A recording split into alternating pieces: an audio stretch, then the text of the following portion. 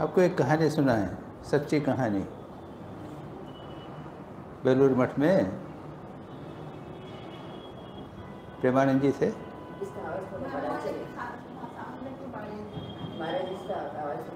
बेलूर मठ में स्वामी प्रेमानंद जी थे।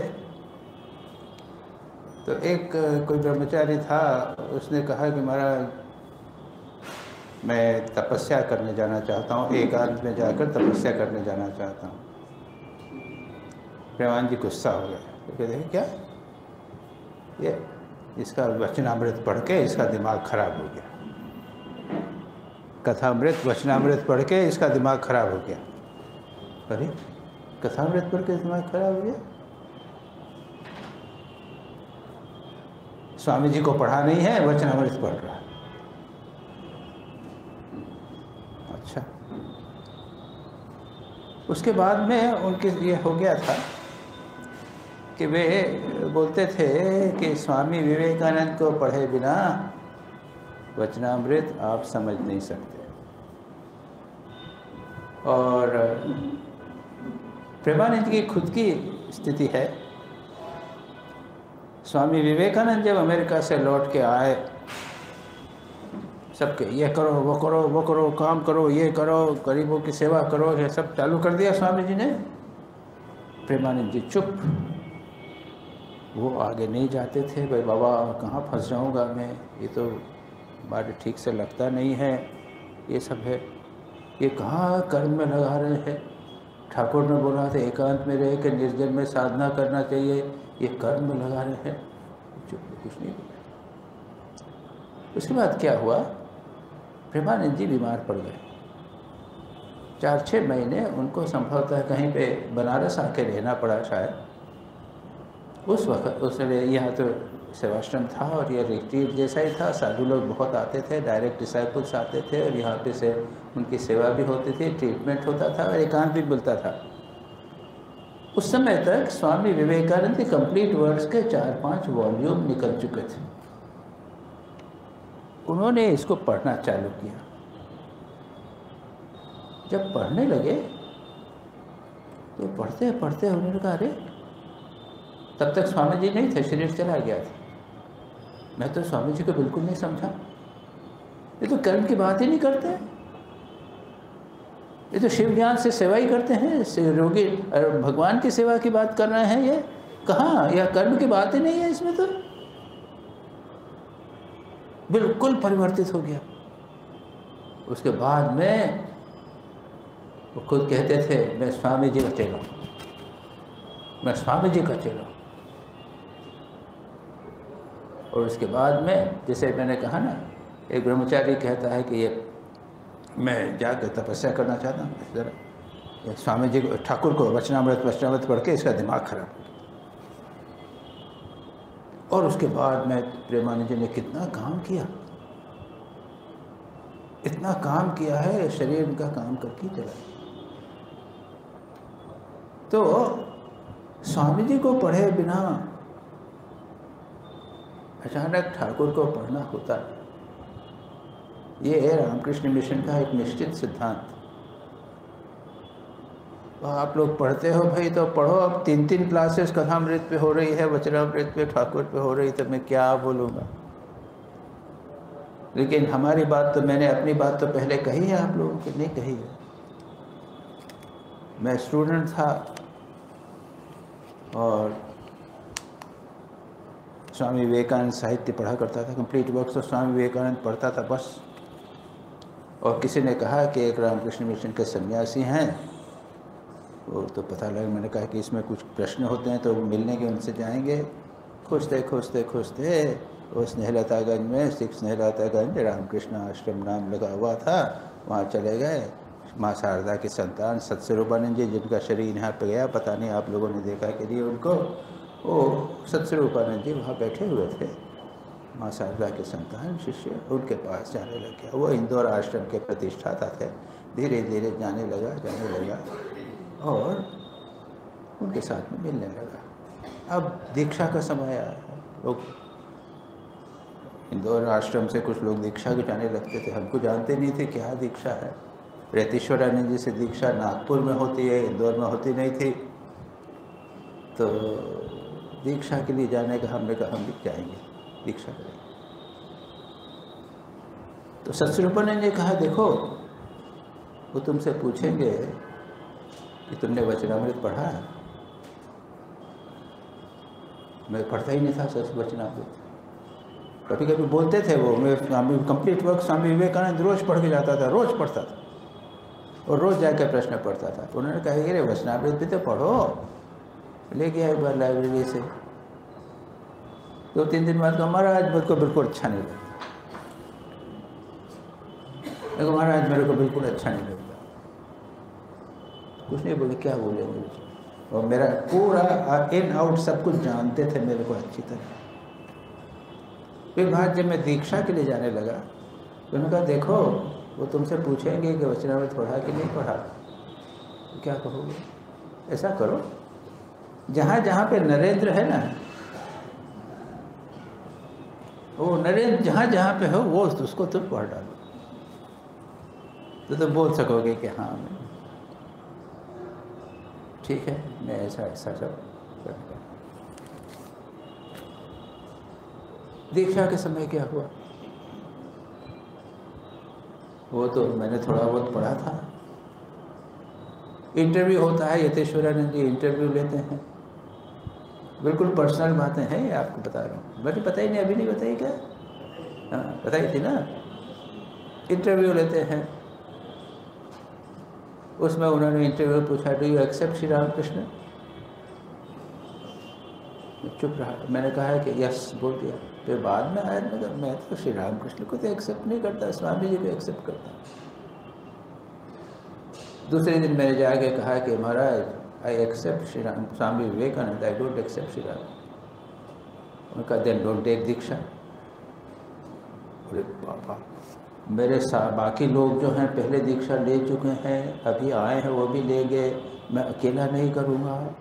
तो मैं वहीं टूट गया, रो रो जोर जोर से रोने लग गया। दूसरे स्वामी आके ले गए। लकीली सत्स्वरूपानंद जी हैदराबाद में थे, वो वहाँ पे आ गए। मेरा सौभाग्य था और उन्होंने बातचीत की मुझसे। उनका बहुत अच्छी बात कही। उन्होंने कहा देखो, और उन्होंने यतीश्वरानंद जी से भी मेरे बारे में बात की, यतीश्वरानंद जी मेरे बारे में बात की, मुझसे उन्होंने बात की। देखो, और उन्होंने यतीश्वरानंद जी को मेरा व्यू बता दिया मैं कैसा हूँ, और यतीश्वरानंद जी बाद में तैयार भी हो गए थे। लेकिन उन्होंने कहा देखो, वो जब दीक्षा देखते हैं तो वे समझते हैं कि मैं दीक्षा नहीं दे रहा हूँ, श्री रामकृष्ण दीक्षा दे रहे हैं। यानी वो आइडेंटिफाइड विद श्री रामकृष्ण। श्री रामकृष्ण को हम गुरु महाराज कहते हैं।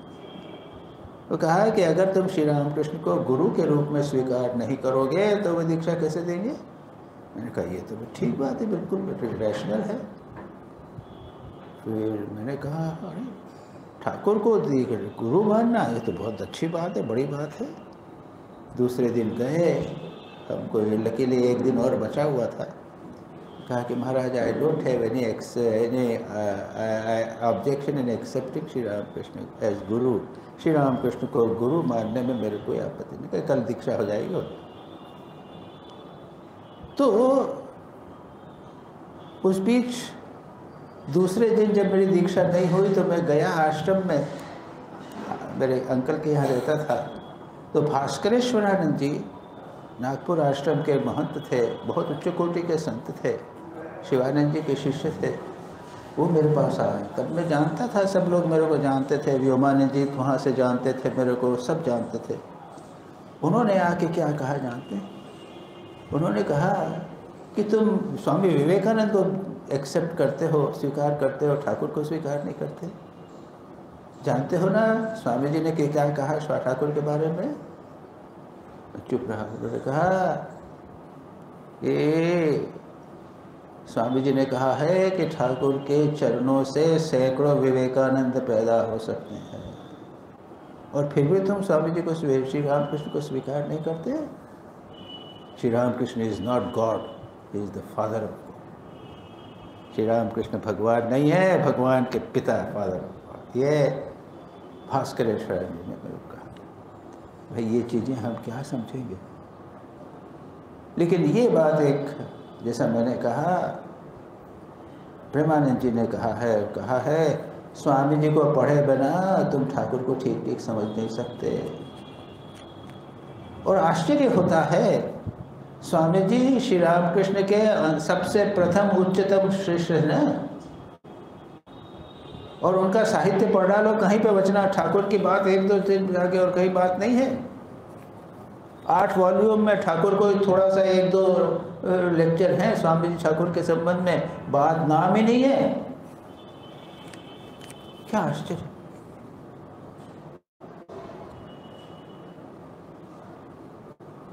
और ठाकुर स्वामी जी से सब बात करते थे ठाकुर के बारे में, तो स्वामी जी भाव विभोर हो जाते, बात नहीं करना चाहते थे, इतने भाव में विभोर हो जाते थे, इतना प्रेम था ठाकुर का, कितना प्रेम था नरेंद्र के प्रति। और फिर भी आश्चर्य होता है कि जब विवेकानंद साहित्य पढ़ते हैं तो उसमें ठाकुर की बात ही नहीं है। क्यों? हम लोगों का दुर्भाग्य है कि समझ नहीं पाते। Thakur is not a person, he is a principle. Thakur व्यक्ति नहीं है, वे तो घनीभूत आदर्श हैं, घनीभूत सत्य के विग्रह हैं। और बाकी तो देखोगे तो क्या है, वो लगेगा वचन अवतार वरिष्ठ बोल दिया। अरे तो लाते हैं, कपड़े ठीक नहीं रख सकते हैं, कैसे रहते हैं, उसको अवतार वरिष्ठ बोल दिया।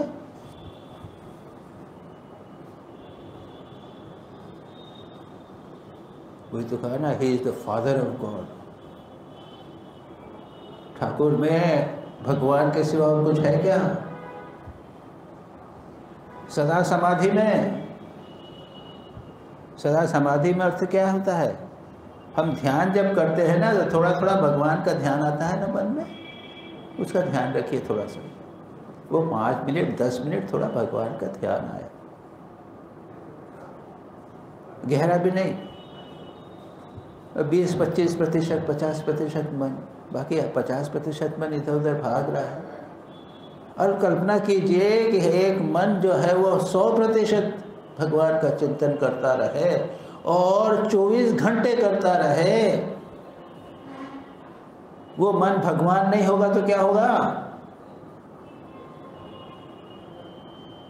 इसलिए कहा Shri Ramakrishna is not God, is the father of God.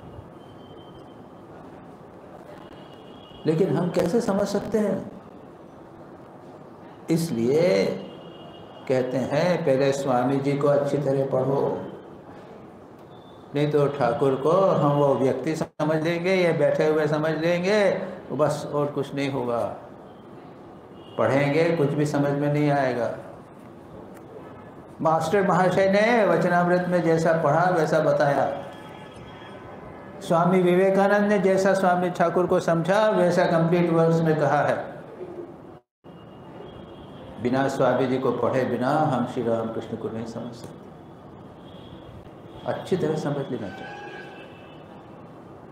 तो इस दृष्टि से अब हम स्वामी विवेकानंद का और कुछ साहित्य प्रारंभ करते हैं। श्री रामकृष्ण के संबंध में आप सप्ताह में 3 दिन सुनते ही हैं, अब उसके संबंध में नहीं, स्वामी विवेकानंद का साहित्य पढ़ने से हमको श्री रामकृष्ण के संबंध में, धर्म के संबंध में, अध्यात्म के संबंध में एक नई दृष्टि मिलेगी। हमारा चिंतन जो है वो थोड़ा व्यापक होगा। हम श्री रामकृष्ण को, स्वामी विवेकानंद को नई दृष्टि से समझ सकें। तो ये शुरू करते हैं हम स्वामी शिष्य संवाद, बंगाली में इसको कहते हैं स्वामी शिष्य संवाद। ये क्या है? हिंदी में है इसका नाम विवेकानंद जी के संग में। किसने रिकॉर्ड किया है? शरद चंद्र चक्रवर्ती। ये एक गृहस्थ भक्त थे। सबसे पहले ये नाग महाशय के संपर्क में आए थे, घनिष्ठ संपर्क में आए थे। नाग महाशय को वो अच्छी तरह जानते थे और नाग महाशय के माध्यम से उन्हें रामकृष्ण मिशन के संबंध में सूचना मिली थी। और उसके बाद में और श्री रामकृष्ण के बहुत सारे शिष्य ब्रह्मानंद जी, प्रेमानंद जी, तुरानंद जी इत्यादि कई शिष्यों से वे मिले थे। स्वामी विवेकानंद से मिलने का उन्हें अवसर नहीं मिला था। तब संभवतः स्वामी विवेकानंद अमेरिका चले गए थे। उसके बाद जब लौट कर आए स्वामी जी, तब स्वामी विवेकानंद से उनकी मुलाकात हुई। तो संक्षेप में इतना ही शरद चंद्र के बारे में हमने कहा है। वे बेसिकली एक पोस्ट मास्टर थे और गृहस्थ थे। विवाह हो गया था, 2-3 बच्चे भी थे उनके, और संस्कृत के स्कॉलर थे, हमेशा संस्कृत के स्कॉलर रहे। संस्कृत के ऊपर ठाकुर के प्रति उनके ऊपर उन्होंने स्तोत्र रचना भी की है। तो ये हुई उनकी चंद्रशेखर शरद चंद्र चक्रवर्ती के संबंध में कुछ जानकारी। तो इसके साथ में और कुछ अगर बात में होगी तो वो हम और बताएंगे। वे गिरीश चंद्र घोष को भी जानते थे, इत्यादि कई लोगों को वो जानते थे। बड़ा हमारा सौभाग्य है कि उन्होंने स्वामी विवेकानंद के साथ उनका जो संपर्क रहा, बातचीत हुई, उनको उन्होंने डिटेल में लिखा है। और उससे स्वामी विवेकानंद के संबंध में भी, उनकी जीवनी के संबंध में हमें बहुत सारी महत्वपूर्ण जानकारी भी प्राप्त हुई है। जो स्वामी जी ने बातचीत करते करते उनको बताई, वो भी हमें प्राप्त हुई। तो हम उन्होंने विस्तार से किया है, हम उसको देखने का प्रयत्न करेंगे। कई स्थानों पर अगर कुछ अनावश्यक वस्तु होगी, बात होगी, तो उसको हम स्किप ऑफ कर लेंगे। प्रथम परिच्छेद, पहला परिच्छेद है प्रथम दर्शन। सबसे पहले जब स्वामी जी से मिले कलकत्ता में स्वर्गीय प्रियनाथ मुखर्जी के भवन में, बाग बाजार में, वर्ष 1897 ईस्वी। 3-4 दिन हुए स्वामी जी विलायत से लौट कर आए हैं, कलकत्ता में पधारे हैं, और उससे सभी लोग प्रसन्न हैं। और वे उन्होंने एक सज्जन ने उनको अपने घर में बुलाया है, और मध्याह्न में बाग बाजार के अंतर्गत राजमहल मोहल्ले में श्री रामकृष्ण के भक्त प्रियनाथ जी के घर पर स्वामी जी आए हैं। ये शिष्य उसको सुनकर उनके पास पहुंच गए और पहली बार उनसे मुलाकात हुई। वहाँ मिलने पर तुरानंद जी ने वो शिष्य को स्वामी जी से इंट्रोड्यूस कराया, परिचय कराया। तुरानंद जी उनको पहले से जानते थे, और तब तक शिष्य ने श्री रामकृष्ण पर एक स्तोत्र की रचना की थी। वो उन्होंने श्री रामकृष्ण को पढ़कर और स्वामी जी को पढ़कर सुनाया, और बात स्वामी जी समझ गए, और स्वामी जी उनसे फिर संस्कृत में भी बातचीत करने लगे, भाषण करने लगे। उसके बाद में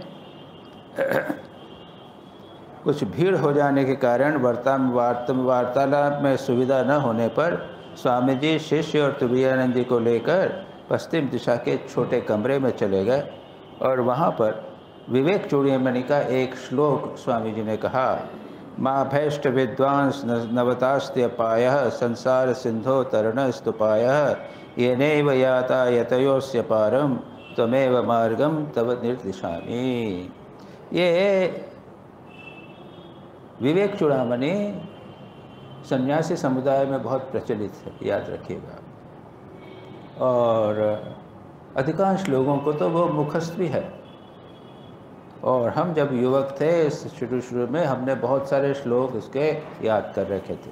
अब वो अभ्यास नहीं रहता है तो छूट जाता है, लेकिन विवेक चूड़ामणि संस्कृत की दृष्टि से सरल है, और इसके श्लोक जो है वो बहुत इम्पोर्टेंट है, सन्यासियों में ये बहुत प्रचलित है। तो उन्होंने ये श्लोक स्वामी जी ने कहा, हे विद्वान डरो मत, विद्वान हे विद्वान माँ भ्रष्ट डरो मत, तुम्हारा नाश नहीं है, संसार सिंधु से पार होने का उपाय है। जिस उपाय का आश्रय लेकर यति लोग संसार सागर को पार उतरे हैं, उसी श्रेष्ठ मार्ग को मैं तुम्हें दिखाता हूँ। यह कहकर उन्होंने उसको शिष्य को विवेक चूड़ामणि पढ़ने को कहा। यह जो श्लोक है विवेक चूड़ामणि में प्रारंभ में कुछ और सरल श्लोक हैं, इंट्रोडक्शन है, उसके बाद में वर्णन आता है, गुरु का वर्णन आता है, गुरु के लक्षण क्या होने चाहिए, ये सब उसका वर्णन आता है। फिर शिष्य के वर्णन, शिष्य के लक्षण क्या होने चाहिए, शिष्य के गुरु गुण क्या होने चाहिए, वह आता है। और फिर कहते हैं कि शिष्य को गुरु के पास कैसे जाना चाहिए। तो कैसे जाना चाहिए, विनम्रता से होकर जाना चाहिए, प्रणाम करना चाहिए और बोलना चाहिए, ये प्रभु मेरी रक्षा कीजिए, मुझे उपदेश दीजिए, कृपा कीजिए इत्यादि। और तब गुरु प्रसन्न होकर ये कहते हैं, माँ भ्रष्ट विद्वान, डरो मत, डरो मत, तुम्हारा संसार सागर, संसार से पार होने का उपाय है। और जिस मार्ग से लोग संसार के दूसरे मार्ग लोग संसार से पार हुए हैं, वही मैं मार्ग तुम्हें बताऊंगा। स्वामी जी ने यह बात उस शिष्य से कही। उसके बाद उन्होंने कहा कि इसको तुम विवेक चूड़ामणि को पढ़ना। अब इसके आगे चर्चा हो रही है, नाना प्रकार के प्रसंग चले, किसी ने समाचार दिया। दूसरी बात हुई कि एक मिरर नामक पत्रिका है, उस पत्रिका के संपादक श्री नरेंद्र नाथ सेन स्वामी जी के दर्शन करना चाहते हैं। समाधि स्वामी जी ने उसको कहा कि उनको बुला लाओ।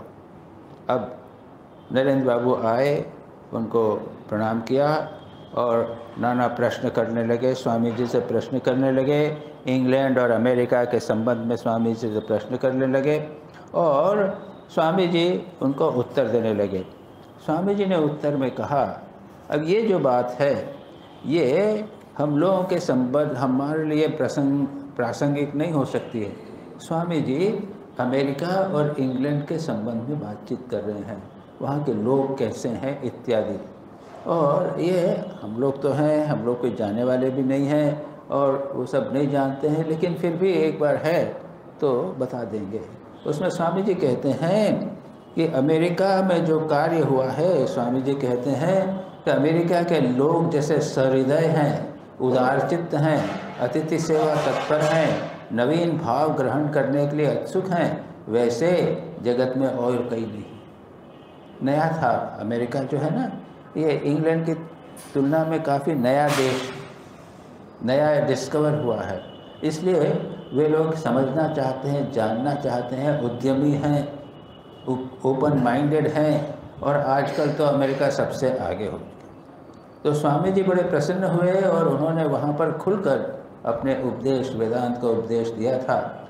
उन्होंने कहा है कि अमेरिका में जो कार्य हुआ है वह मेरी शक्ति से नहीं हुआ, वरन इतने सहृदय होने के कारण ही अमेरिका निवासी इस वेदांत भाव को ग्रहण करने में समर्थ हुए। अमेरिका में आजकल संभवतः 12 या 14 रामकृष्ण मिशन के सेंटर, इंग्लैंड में 1 या 2 ही हैं। इंग्लैंड वैसे छोटा भी है, लेकिन अमेरिका में बहुत सारे रामकृष्ण मिशन के समझ में।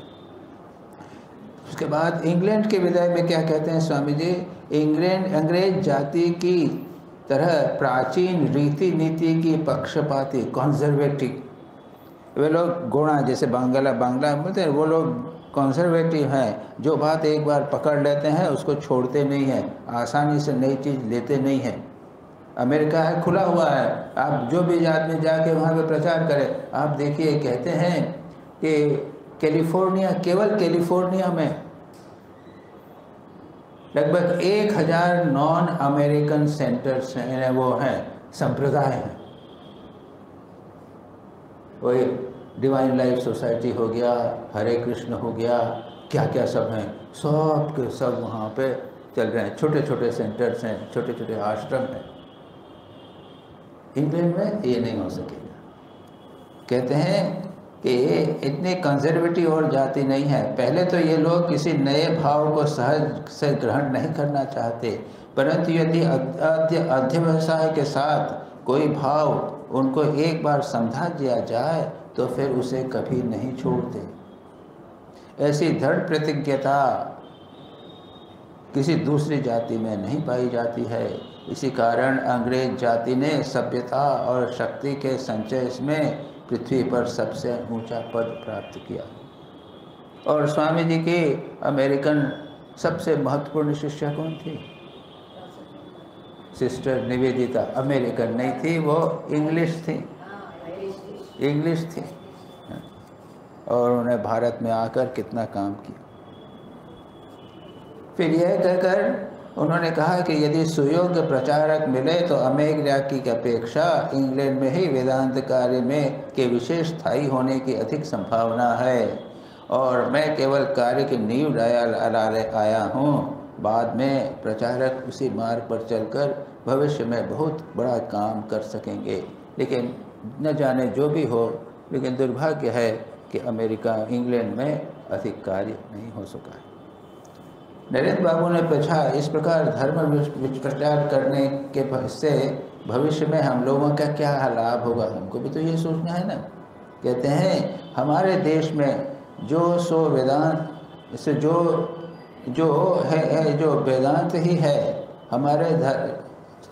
हमारे देश में जो कुछ है सो वेदांत ही है। पाश्चात्य सभ्यता की तुलना में यह कहना ही पड़ता है कि हमारी सभ्यता उनके पासांग भर में भी नहीं है। सभ्यता की दृष्टि से दो चीज़ें होती हैं, सभ्यता और संस्कृति। सभ्यता है बाहरी चार चरण, बाहर कैसा हमने विचार कर रहे हैं, कैसा जीवन यापन कर रहे हैं। और संस्कृति है गहरी, जो हमारे संस्कारों पर निर्भर करती है। तो यहाँ स्वामी जी दोनों बात कहेंगे।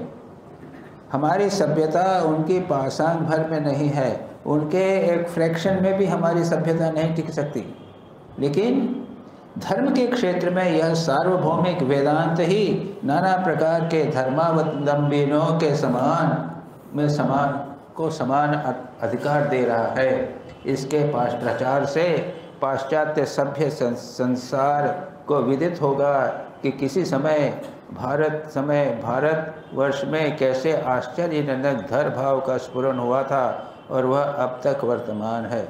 सच पूछा जाए तो अभी ये रिसेंटली जो अमेरिका में भारतीय मूल के नाना प्रकार के धर्मों का प्रचार प्रसार हुआ था, इसी से हम पता लगता है कि यहाँ पे भारत में धार्मिक ऊर्जा जिसे हम कह सकते हैं वो काफ़ी प्रबल है। और उसी का प्रभाव उस समय 50 साल वर्ष पहले जब हम ये पढ़ते थे तो हमको कुछ समझ में नहीं आता ये क्या कह रहे हैं स्वामी। और आज देखिए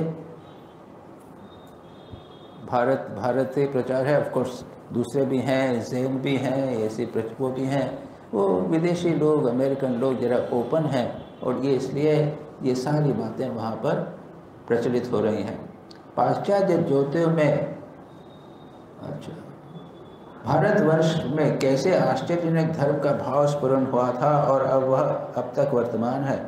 पाश्चात्य जातियों में इस मत की चर्चा होने से उनकी हम पर श्रद्धा बढ़ेगी और हमारे प्रति सहानुभूति प्रकट होगी। बहुत सी अब तक हो भी चुकी है। इस प्रकार उनकी यथार्थ श्रद्धा और सहानुभूति करने पर हम अपने ऐहिक जीवन के लिए उनसे वैज्ञानिक शिक्षा ग्रहण करके वेदांत जीवन संग्रह में अधिक योग्यता प्राप्त करेंगे इत्यादि।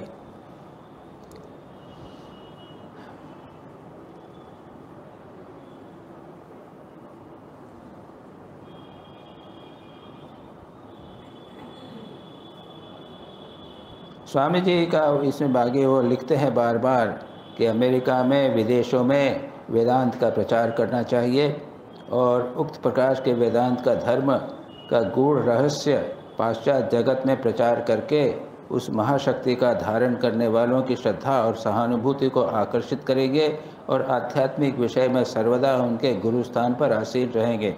दूसरी ओर वे अन्यान्य ऐहिक विषयों में हमारे गुरु बह रहेंगे।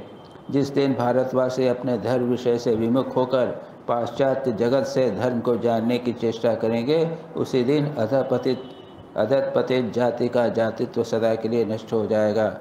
ये सब वो सब कहते हैं। अब तो क्या है, ये सब परिवर्तन हो गया। अब तो मोबाइल फ़ोन आ गया, सब बैठे यहाँ वहाँ सब जगह, अब वो सारा विश्व जो है एक हो गया है। फिर भी अभी भी लोग यहाँ पर आते हैं धर्म के लिए, धर्म जानने के लिए और उसको सीखने के लिए। बहुत सारी ऑर्गेनाइजेशंस हो गई हैं, डिवाइन लाइफ सोसाइटी और क्या है हरे कृष्ण या कितना सब है, और वे बहुत प्रचलित हो रही हैं सभी जगह, सारे विश्व में उस प्रकार का हो रहा है। नरेंद्र बाबू इस बार चले गए। उसके बाद दूसरी एक घटना हो रही है, ये भी रोचक है, उसको हम कर डालते हैं।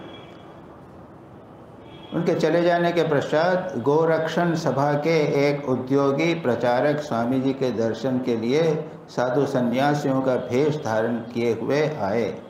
उनके मस्तक पर गेरुए रंग की पगड़ी थी। देखते ही जान पड़ता था कि वे हिंदुस्तानी हैं। इस प्रचारक यानी बंगाली नहीं है। इस प्रचारक के आगमन का समाचार पाते ही स्वामी जी कमरे से बाहर आए।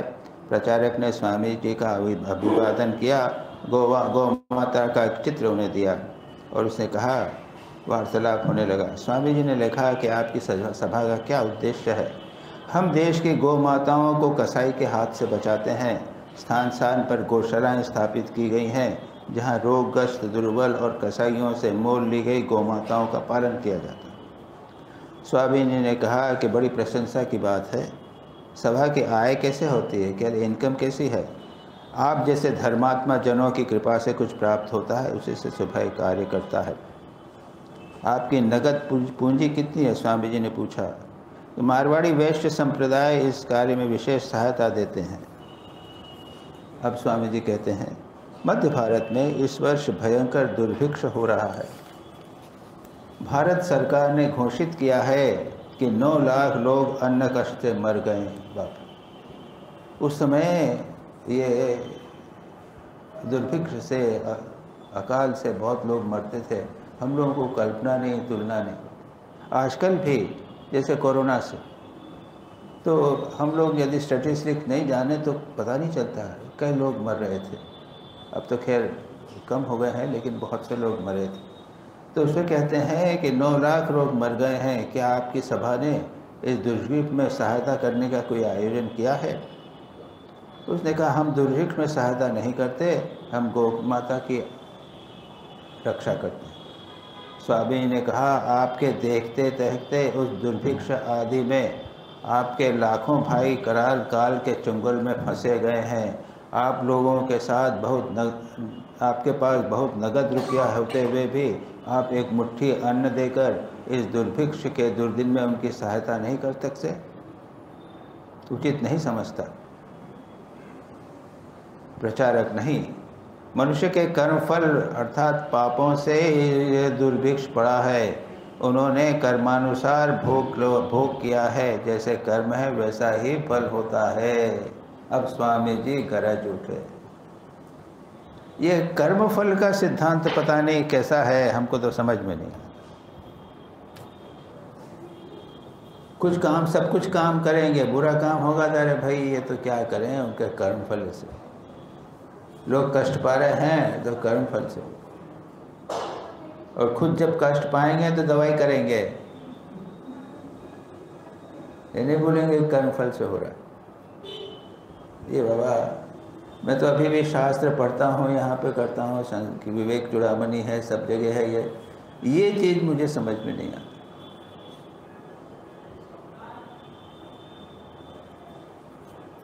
भगवत कृपा हो गया, कर्मफल हो गया, पुरुषार्थ हो गया, इन तीनों का समन्वय कैसे करना?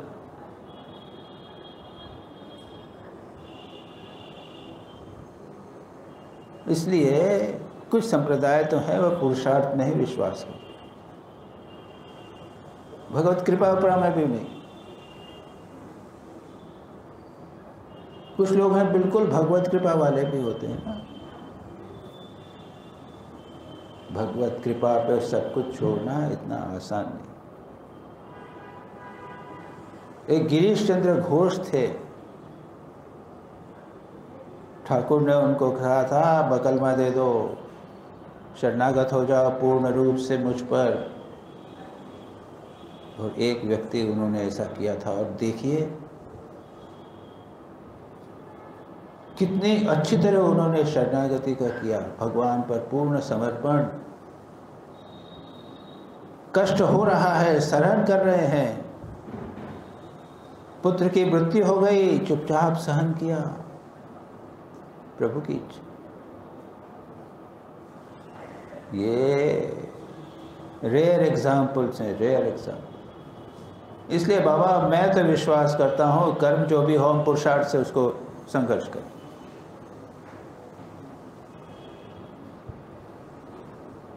हम भोग करेंगे और दूसरा लोग कष्ट पा रहा है कहेंगे कि वो अपने कर्म फल से भोग रहा है, ऐसा नहीं। ये सब बातें कर्म फल की बातें, कर्म फल की बातें, इसको करके हम अपने आप को भ्रमित नहीं करना चाहिए। तो यहाँ पर स्वामी जी कह रहे हैं, प्रचारक की बात सुनते ही स्वामी जी क्रोध की ज्वाला से भड़क उठे और ऐसा लगा कि मारो अग्नि से नयनों से अग्नि स्पष्ट हो रही है। अपने को संभाल कर बोले, जो सभा समिति मनुष्यों से सहानुभूति नहीं रखती, अपने भाइयों को बिना अन्न मरते देखकर भी उनकी रक्षा के लिए निमित्त पर एक मुट्ठी अन्न सहायता देने में नहीं उद्यत होती तथा पक्षी पक्षियों के निमित्त हजारों रुपये व्यय करती है, उस सभा समिति से मैं लेश मात्र भी सहानुभूति नहीं रखता। उससे मनुष्य समाज का विशेष कोई उपकार होना संभव नहीं दिख जान पड़ता।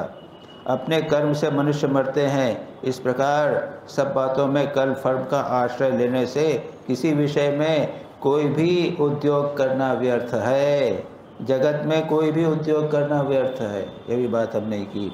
यदि यह प्रमाण स्वीकार कर लिया जाए तो पशु रक्षा का काम भी तो इसी अंतर्गत आता है। पशु भी तो अपने कर्म फल से कष्ट पा रहे हैं। तुम्हारे पक्ष में कहा जा सकता है कि गौ माताएँ अपनी कर्म फल से कसाईयों के पास पहुँचती है और मारी जाती है। प्रचारक कुछ लज्जित होकर बोले, आपने कहा वो सत्य है, लेकिन शास्त्र में लिखा है गौ हमारी माता है। और स्वामी जी ने क्या कहा मालूम है ना? बोले हाँ जी हाँ, हंसते हुए कहा गौ हमारी माता है। मैं भी भली भांति समझता हूँ, यदि ऐसा नहीं होता तो ऐसे कृत्य संतानों को दूसरा कौन प्रसव देता।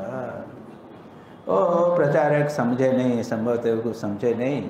और बाद में कहा इस समिति की ओर से आपके सम्मुख भिक्षा के लिए किया हूँ। स्वामी जी ने कहा मैं साधु सन्यासी हूँ, रुपये मेरे पास कहाँ से आएगा? अगर यदि आया तो पहले मैं धन मनुष्य सेवा में व्यय करूँगा, अन्नदान, धर्म ध्यान, विद्यादान करना पड़ेगा, और उसके बाद कुछ बचेगा तो आपकी समिति को मैं दूंगा। इसके बाद चले गए वे। स्वामी जी ने अपने शिष्य का देखो कैसे अचंभे की बात है। कहा मनुष्य अपने कर्म से मरता है, उस पर दया करने से क्या होगा? हमारे देश के पतन का अनुमान इसी से किया जा सकता है। तुम्हारे हिंदू धर्म का वर्तमान कर्मवाद कहाँ जाकर पहुँचा? जिस मनुष्य के लिए जी नहीं दुखता, वह अपने को मनुष्य कैसे कहता है? इन बातों को कहने के साथ ही स्वामी जी का शरीर क्षोभ और दुख से सनसना उठा। स्वामी जी को तो आप जानते हैं, कई बार ऐसा वर्णन आता है, रात भर नींद नहीं आती थी लोगों के दुख कष्ट के लिए। एक बार का वर्णन है ना, कहाँ का है?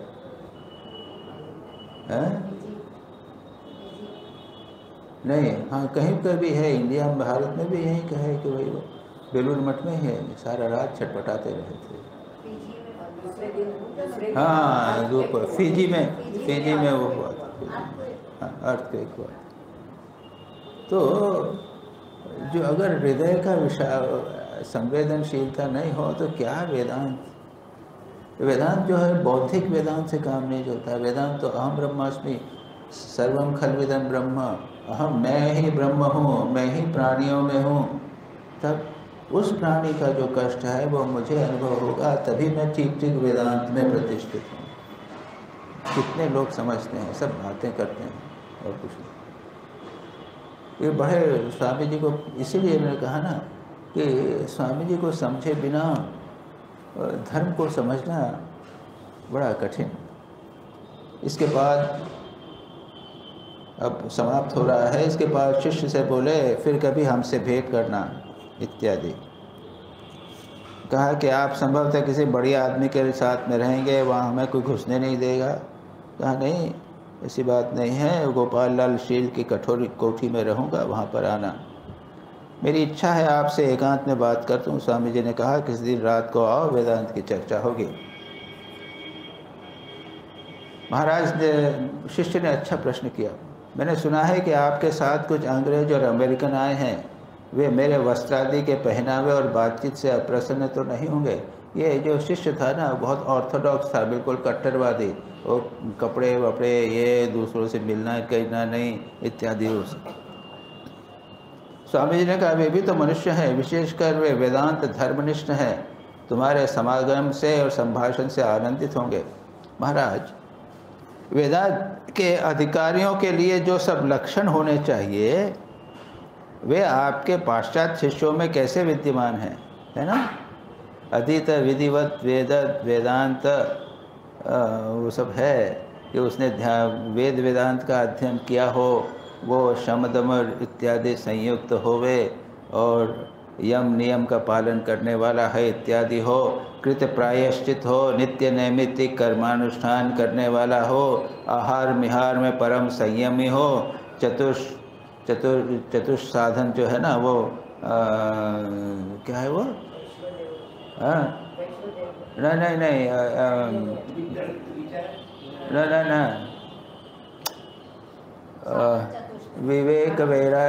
विवेक वैराग्य षट संपत्ति मुमुक्षुत्व, ये चार हुए ना, तो वो सब होना चाहिए।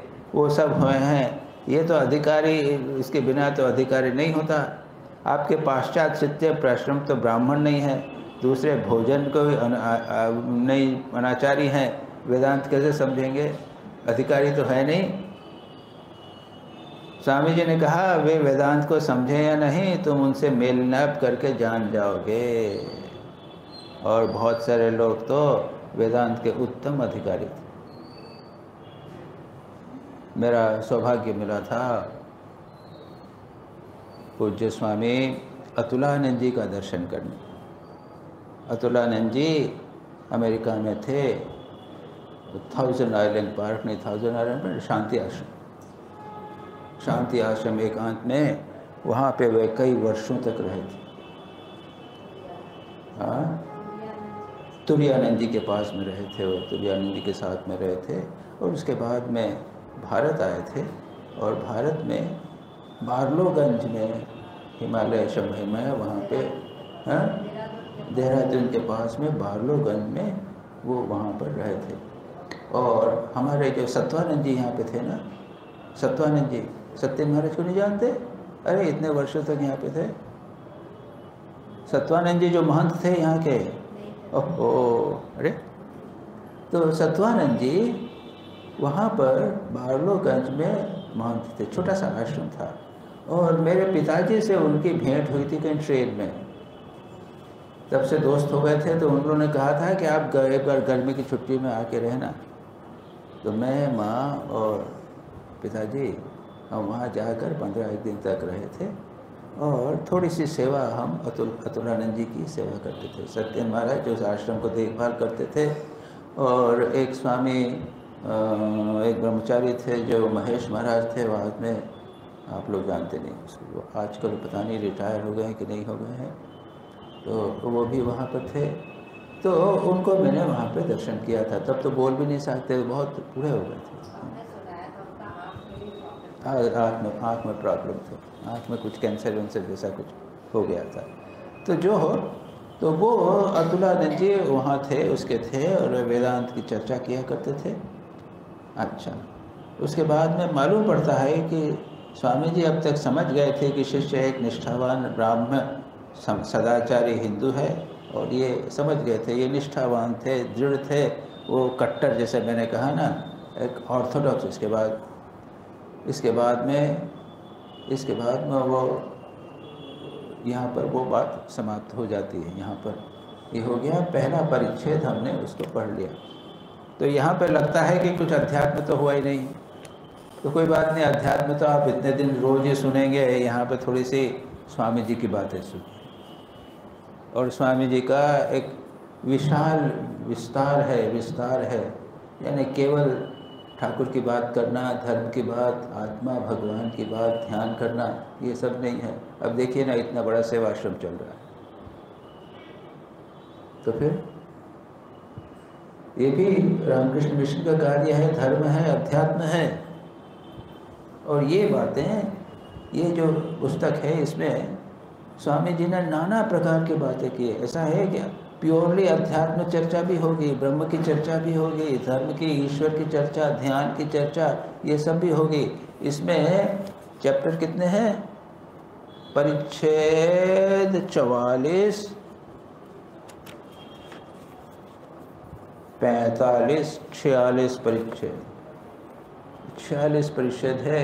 कई प्रकार की बातें आएंगी, इसलिए मैंने इस पुस्तक को लिया है कि थोड़ा आप लोगों को चेंज भी होगा, हमको भी चेंज होगा, आनंद आए, स्वामी जी का भाव हमारे जीवन में थोड़ा सा आए।